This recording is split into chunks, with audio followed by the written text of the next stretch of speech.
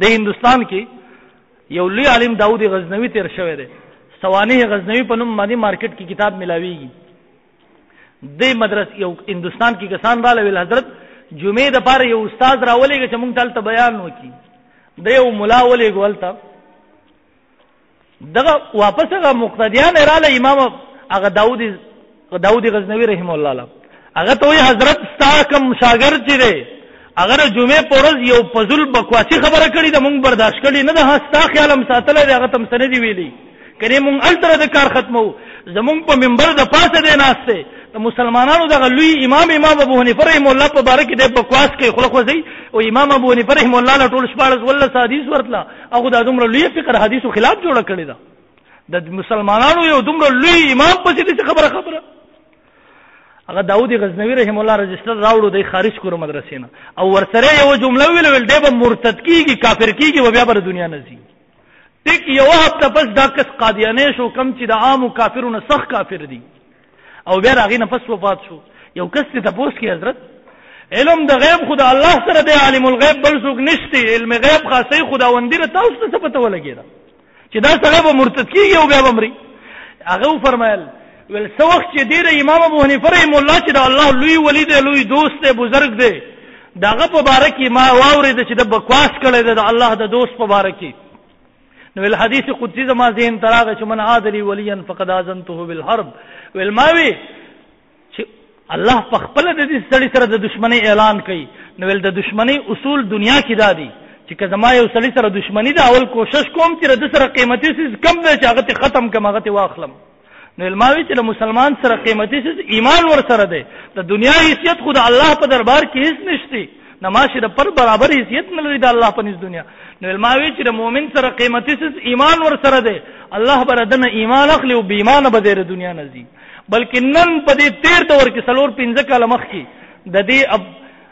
لاهور یو عالم د اصل کې افغاني دی د شمس الحق په نوم باندې د لاول د امام ابو حنیفه رحم الله په مسلک باندې غازی ابوبکر مولانا ابوبکر غازی پوری صاحب د هندستان لوی عالم تیر شوی، هغه زمزم رساله کې لیکي وای د امام ابو حنیفه رحم الله مذهب پرې خو د غیر مقلد شو، وابي شو او دومره بکواسی شو چې امام ابو حنیفه رحم الله خلاف مستقل 2 کتابونه دغه مذهب خلاف لیکي. ول د کویت په هسپتال کې پروت او رسپی په شانتي غفل اخر وخت کې چغي وهله او غازی مولانا ابوبکر غازی پوری صاحب رحم الله لیکلي دي وای په الفاظو کې هغه منظر نه بیانېږي چې لیدل دا غوي ته پتلا ول چغي وهله هغه وخت کې قد تغزن کدن په وخت کې ټول هسپتال په ور راغسته او په هن راغسته ول قتلنی فلان قتلنی فلان قتلنی فلان دا هغه خلکو نمونه غسته چې په دې کار باندې لګولو ول ز پلان کې تباہ کړم، پلان کې هلاک کړم، پلان کې برباد کړم. دغه اخیری انجامي او محترم ګستاخی او بی ادبی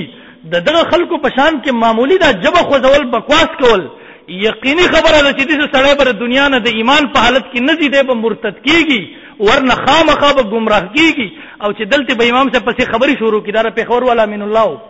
لول امام ابو حنیفه گریوان تلا سور واچو خپل کتابونو کې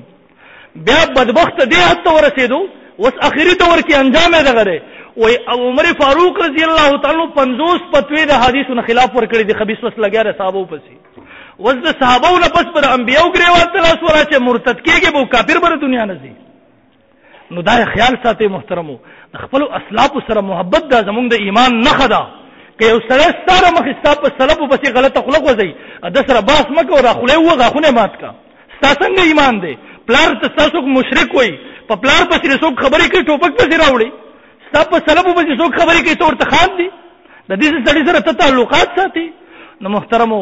عرض می دا کو چې امام ابو حنیفه رحم الله زمونږ دغه سلفونه دی یو لوی خدمت د دین کړه د علماو ر دې پوری کلی چې په مسلمانانو واجب دي چې 15 ټیمه امام ابو حنیفه رحم الله لپاره دعا وکړي ځکه چې هغه دین تدوین کړه د قیامت پورې مسلمانان دغه دغه فقه نه پیدا وچتای. الله رب العزت تیر عمل کول توفیق راکړي دعا وکړي. اللهم ربنا اتنا فی الدنيا حسنه وفي الاخره حسنه. یا الله مونږ تر خپل سلف سره مینه او محبت نصیب کړه. الله مونږ د خپل وکابر او اسلافونو باغیان مو مګرځو. الله دا غوی مینه او محبت مونږ ته نصیب کړه. الله دا غوی د دشمنانو دا غوی د حاسدانو په سپونو کې مونږ مراوله. پروردگار مونږ تر خپل سلف او د خپل وکابر په نقش قدم باندې راتلو توفیق راکړه.